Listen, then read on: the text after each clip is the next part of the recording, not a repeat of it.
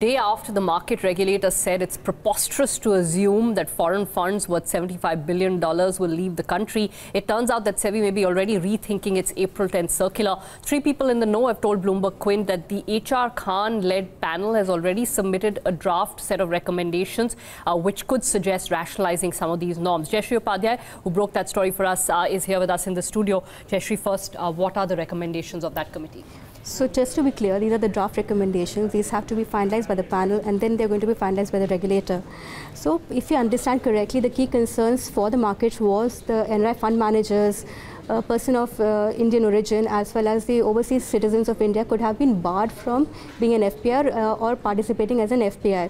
So now these are the concerns that the Khan panel has considered. So any NRI fund manager who is coming from an FATF compliant jurisdiction, those would be exempt. Now just to be clear, FATF would include 37 nations. The rest of the 70 nations which are ISO compliant will still not be able to invest in the Indian markets as through the NRI route. That means Mauritius is still out of the ambit. Secondly, if you talk about the person of Indian origin and overseas citizens of India, so typically these are these investors who are not a passport holder of India, but they have some lineage of maybe a father or grandfather who still is residing in India. So even those could have been barred from investing into the Indian markets by these routes. So those are the considerations that the HR panel has considered, because typically this is not the information and a fund manager will ask that whether, oh, are you a PIO or not, or are you an OCI? So that is the reason why these are the recommendations that they are considering. So these category of investors could be exempt from the 10th April circular. Apart from that, the clubbing of the limits. Right now 10% is what you can invest as an FPI.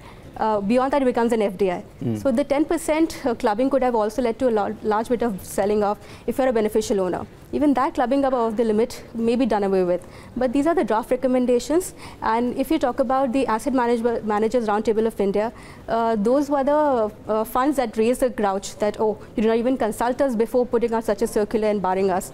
So they have now been invited by the Khan panel to talk about what are your concerns and how you want to address those concerns. And today, as we speak, they are meeting to consider what are the ways around so that at least SEBI's objective of alleged round tripping could also be stemmed, as well as the genuine investor concerns are also addressed.